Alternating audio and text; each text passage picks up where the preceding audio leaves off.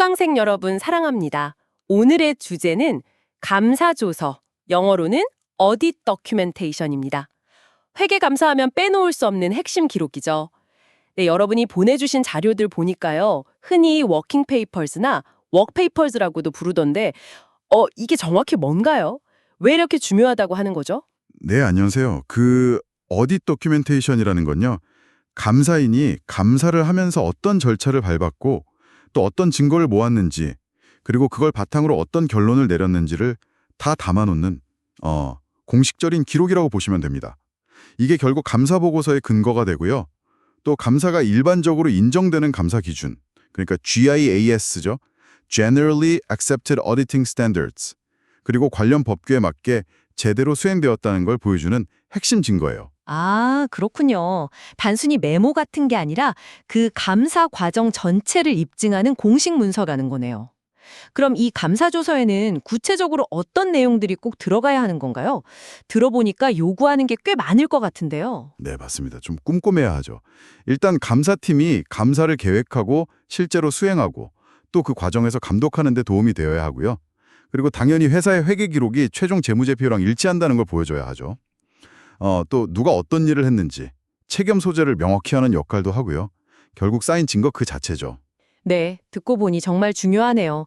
자료에도 보니까 나중에 다른 감사를 하거나 외부 기관에서 검토할 때도 쓰이고, 심지어 감사 경험은 있는데 이번 감사에 처음 참여하는 사람도 딱 보면 아! 하고 이해할 수 있을 정도로 상세해야 한다면서요.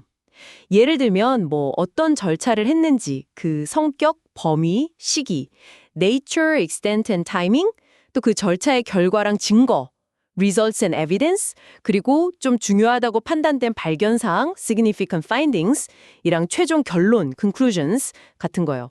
아, 그리고 누가 언제 작업했고 또 누가 검토했는지도 꼭 남겨야 한다고 되어 있더라고요. 정확합니다. 그런 기본적인 정보 외에도 중요한 계약서 사본이라든지 경영진이나 지배기구가 나눴던 중요한 논의 내용들 이런 것도 다 포함되어야 하고요.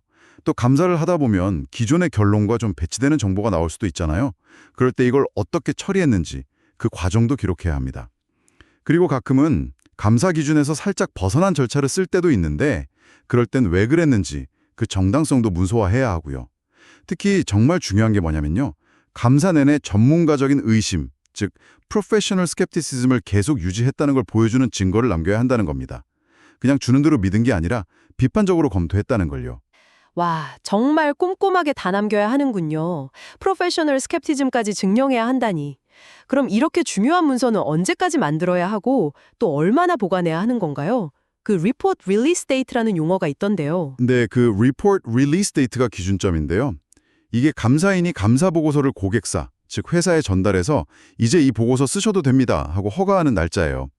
이 날짜를 기준으로 문서 보관 기간이 정해지는데 이게 또 회사 종류에 따라 달라요. 비상장 회사 감사는 SAS 기준을 따르는데 Report Release Date로부터 최소 5년이고요. 상장 회사 감사는 더 엄격한 PCOAB 기준을 따라야 해서 7년 동안 보관해야 합니다. 아시겠지만 SOX법 이수로 상장사 감사 책임이 훨씬 커졌거든요. 일로부터 60일 안에, PCAOB는 더 짧게 45일 안에 최종 감사조서 파일, 그러니까 아카이빙을 끝내야 한다고요. 그리고 PCAOB는 인게이지먼트 컴플리션 다큐먼트라는 것도 추가로 만들어야 한다고 본 것 같은데 맞나요? 네, 맞습니다. Engagement Completion Document는 감사의 주요 내용 요약본 같은 건데 PCAOB 감사에만 요구돼요. 그리고 이 최종 파일 취합 기한, 즉 아카이빙 마감일이 지나면요. 원칙적으로는 기존 문서를 함부로 지우거나 버리면 안 됩니다. 혹시라도 내용을 추가하거나 수정해야 할 일이 생기면 언제, 누가, 왜 바꿨는지 명확하게 다 남겨야 하고요. 감사조서의 무결성이 그만큼 중요하다는 거죠. 함부로 고치거나 없애면 안 된다는 거예요. 특히 SOX, 사베인스-옥슬리 법에서는 이 감사조서를 제대로 보관 안 하거나 고의로 파기하면 처벌 규정이 아주 엄격합니다. 네, 그렇군요.